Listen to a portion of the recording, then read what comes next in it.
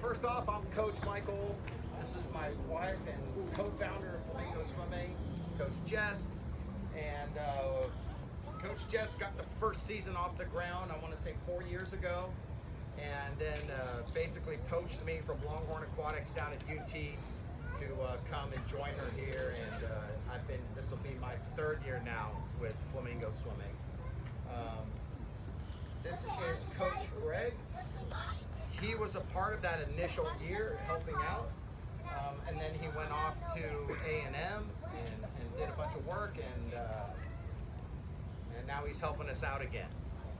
We also have Coach Matthew, who had a prior commitment this evening, and I'm really excited to have Greg and Matthew joining the team this year. Matthew and Greg were both products of Pflugerville Swimming. They trained under me when I was the satellite coach here for Longhorn Aquatics and running practices here at Gilliland. Matthew took the path that we're sort of trying to lay out for a lot of swimmers here, which is he excelled as an age grouper. He got to about the 13-14 age group, went to the Texas State Championships, got himself second swims there, and then basically said, "Thanks for everything, Coach Michael. I'm going to a bigger pond now to be a smaller fish." And went down to train with the main hub of Longhorn Aquatics on the university campus. Worked his way up through there.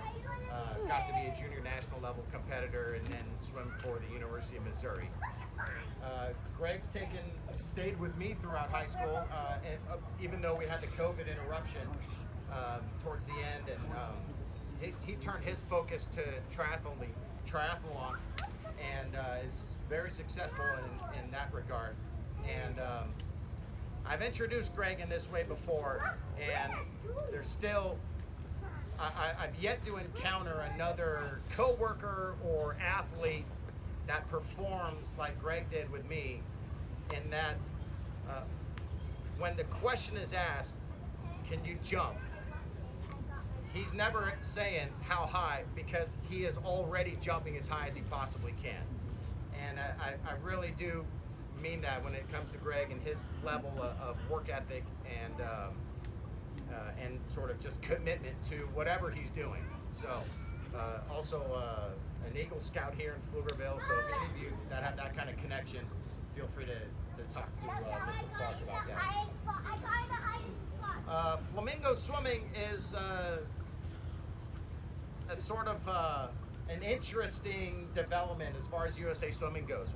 We are not your typical team, and what we're learning, and when I talk to high-level coaches around the country, they really applaud us for what we're doing here, which is providing a bridge from summer league to year-round swimming. And that is our primary goal, is to get swimmers that are interested in the sport or have had some introduction to it, and sort of peel back the curtain a little bit and show this is what it's like if you want to take the next step. If you want to be committed to the sport and really go all in, we'll get you ready for that. We're not really there, and we may be in the future, and we're sort of playing it by ear as we go, but because we have kids that are getting fast, and we're kind of faced with this issue now. Do we keep training these kids who want to be here and they are fast, or do we show them the door and say, go find a team that will suit you and provides a bigger pool and a bigger opportunity? So that's our primary mission, and that split really sort of comes around the silver plus and 12-year-old age. We did add a high school group this year because we've had some really outstanding swimmers, an individual, Dawson being sort of one of them, our sort of original swimmers here, who's really flourished with us and said, look, this is what I want to do. I want to be with this program. And he certainly, earned that, and we wanted to provide that. So that senior group is a lower level intensity and training group, but it does provide an opportunity to come back, to socialize, to do some exercise, and to continue with the sport, even if you're not, committed at that ultimate level. Or if you don't have access to a high school team as like homeschoolers. So to move on to meets and swim meets and what you can expect with USA Swimming, it's very different than Summer League, and it's very much sort of on the athlete to know what they're doing, to show up to their planes, to get to the race on time and be ready and execute the race, and then to sort of carry on the day. It's not this massive commitment. USA Swimming rules are that meets should take 4 hours, and sometimes it gets pushed to where the warm-up is an hour and then there's 4 hours of racing, and that's a little frowned upon, and they may get fined by South Texas Swimming.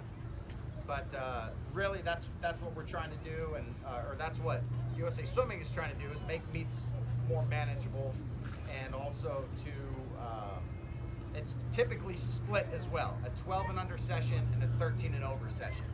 So we're primarily going to be a 12 and under team going to these meets. I don't want to close the door on our 13 and over swimmers. We'll have an opportunity as well, but that's sort of what meets are like. And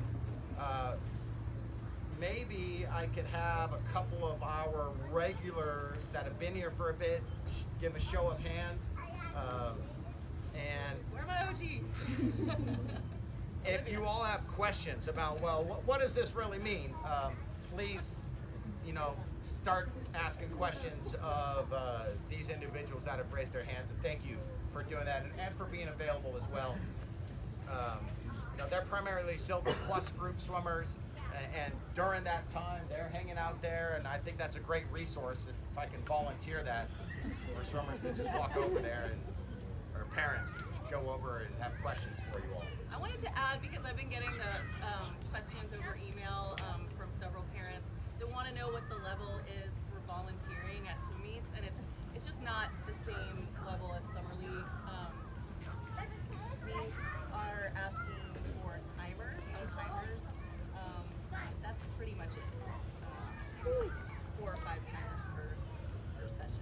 There's no requirement, but just on sort of a handshake agreement, when we all go to a meet, we're expected to provide help when it's asked. And it's almost exclusively with timers. When a program hosts a meet, like say Aquatex is hosting a meet in Round Rock in September, it's going to be their parents that are running the snack bar and doing whatever they're going to offer at the meet. The one avenue that we do need to step up and sort of help out in, now that we are established as a program in South Texas, is officiating. And to have parents basically go through the officiating process and get certified and show up to meets and help out in that regard. That is a little more rigorous than Summer League officiating. There's a much more thorough training process. It does involve, I think, some online courses, but then once you're in there, you can sort of be in polls to get asked to announce, to officiate at any levels of meets, and start working up to LSC championship and zone championship and even national championship meets. Those officials come from somewhere, and pretty much everyone there started out helping on the weekends with their kids' teams. With swim meets, there's 2 levels of membership that USA Swimming offers. There's a premium and a flex membership. The flex membership is designed to do what we're doing, which is get you into the sport and get you to meets. It is only for kids 12 and under. 13 and over athletes must be a premium member with USA Swimming. But the flex membership is pretty much everything that premium provides, except for a limit of 2 swim meets per membership year. The USA Swimming membership year starts in September and it goes through August, but the membership is actually through the next calendar year. It's not the easiest thing to explain, but basically if you're registered in September of this year, you're good through December of 2026.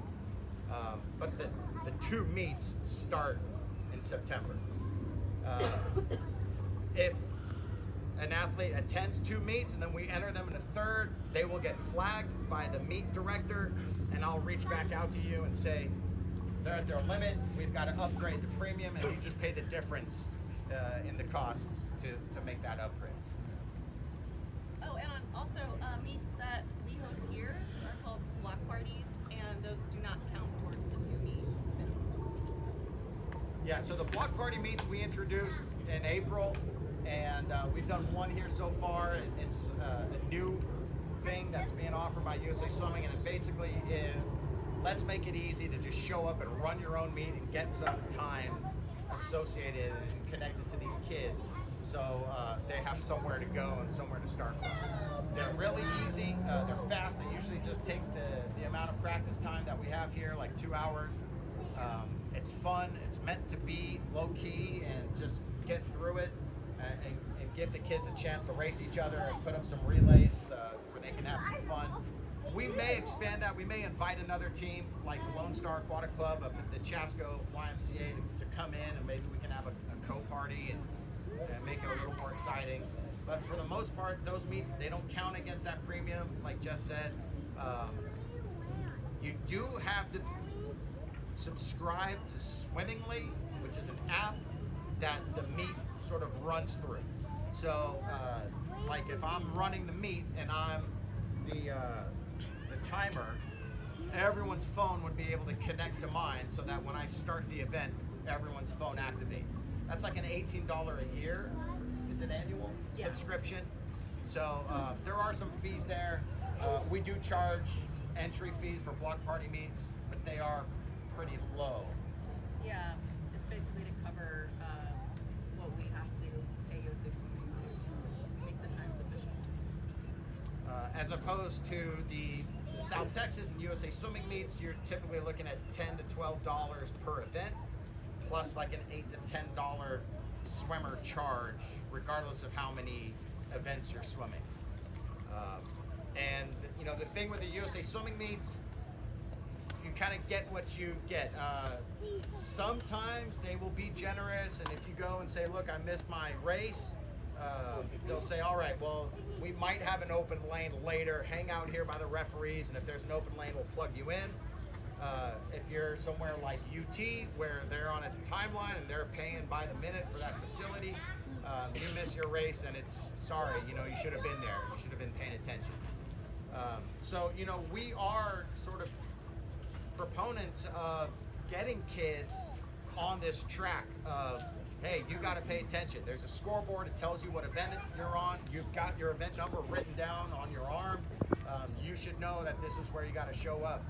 Of course, you know, for the 10 and under meets, and we know who's at their first meet at UT, and it's a daunting facility, we're going to collect all the 50 freestylers and tell them how to approach the race and send them to the appropriate side of the pool where they will be racing.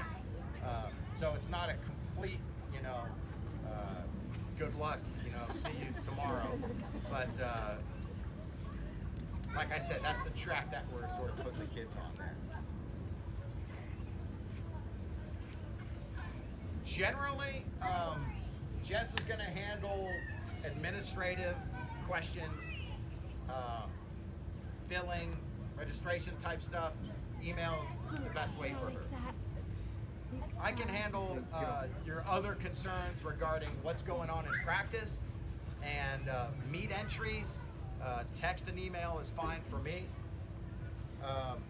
When the process for swim meet entry is typically, I'll send out a meet announcement.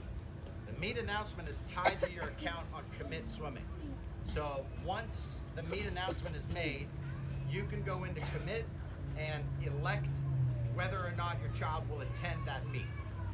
Sometimes I leave it open for you to pick events, but I always leave it open for you to leave a comment of, you know, we need to lead by 1, so make sure we're only entered in the first 2 events of the day. Or, you know, we really don't want to swim butterfly here. Once I get that information, also the meet announcement will have sort of some deadlines in place. And the first deadline is typically, this is when I need you all to commit and give me any notes. Once that deadline passes, I'll send out a draft of the meet entries for everyone to review. So we have a couple of days to look it over. Oh, this is wrong, or why are they entered in this time? They've been faster than this. And then we can make adjustments, and then a final meet entry report is sent in to the host of the competition, and then so this typically happens 2 weeks out of a meet. The meet announcement is sent.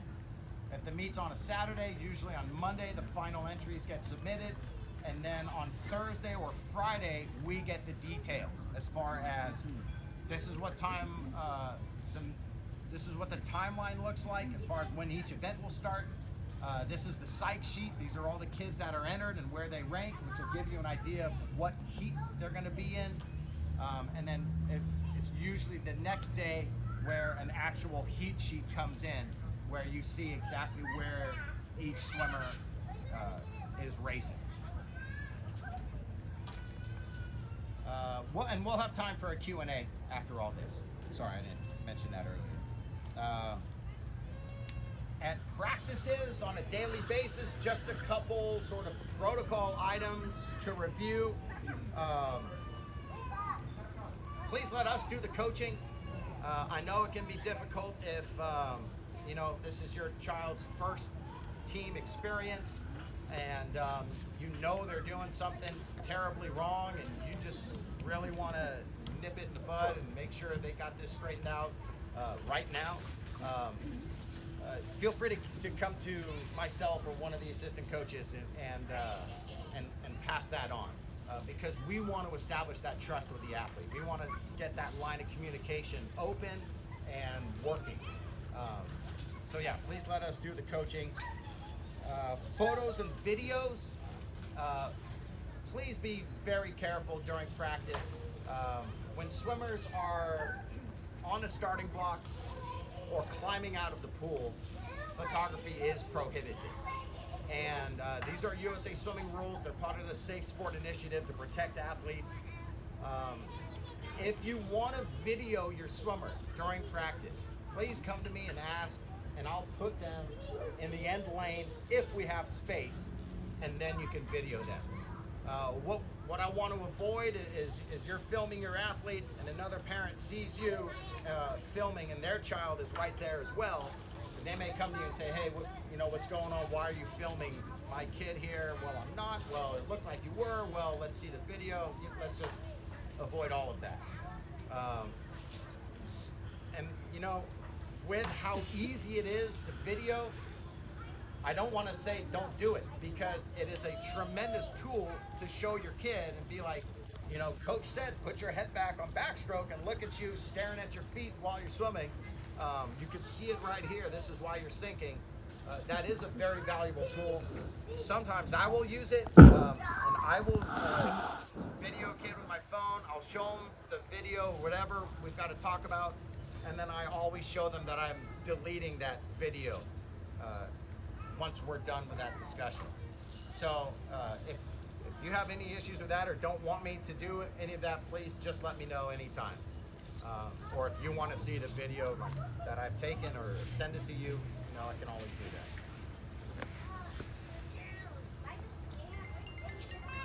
that. Registration will go live on September 1st for new athletes. Everyone else, we will handle the bulk registration. Okay, so thank you. That was easy. We talked about flex and premium membership. We talked about volunteering and officiating. The other thing is the merch will be available soon. We're gonna do shirts. We have a new cap design for this year.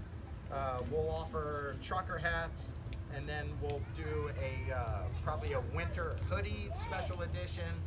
Last year we did a performance incentive, an attendance incentive for kids. If you hit 75% attendance during the winter months, basically December, January, February, we gave out a hoodie. that didn't. It was so effective and so good. We kind of took a hit on all those hoodies. So we're scaling it back to beanies this year. We can manage that, I think. That's about it there. Sorry, I didn't really introduce myself either, besides for my name. I'm a Northern California native. I grew up as a product of infant survival swimming. My parents had a pool and basically threw me in as soon as I was old enough. That was the sort of same principle we followed with our own kids, Lincoln and Callie, who are now swimmers here for Flamingos. I swam for the Pleasanton Seahawks. And then went to school at Columbia University. Same for Jess, that's where we met. Jess was a very fast swimmer, by the way, Virginia State record holder before basically being recruited to all the Ivy Leagues where she had her pick. And I've been announcing swim meets since 2001, and so I still am doing that. I get to travel to meets, and if you've seen high-level racing on TV, I was probably there in the background. I do the public address, so I'm talking to the crowd and introducing the athletes behind the blocks and doing the award ceremonies and doing all that. It's something I'm super thankful and grateful to be doing, and I've gotten to see a lot of very fast swimming for a long time, and called a number of world record swims, and part of that is getting to sort of be in the same grounds as people like Jordan Crooks, who's running this clinic tomorrow here and is meant to make a visit to the Gold Group practice this evening. So if you all see that happening, feel free to take a look. This young man is from the Cayman Islands, Paris Olympic finalist in the 50 freestyle. In the short course meter racing, he is the world record holder in the 50 free and the two-time world champion in 2022 and 2024. He swims for the University of Tennessee. And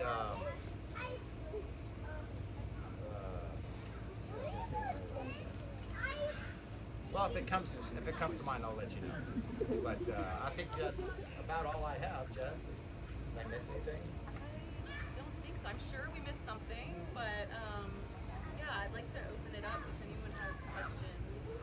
You can always email me as well with any questions you have. I like to keep the Remind app just for like pool closures and that sort of in real time items, because if you send me something about your swimmer on Remind, I probably will forget because it goes to my text. So yeah, it's like I'm pretty good with emails. So just email me anything. For sure. Question. What was the app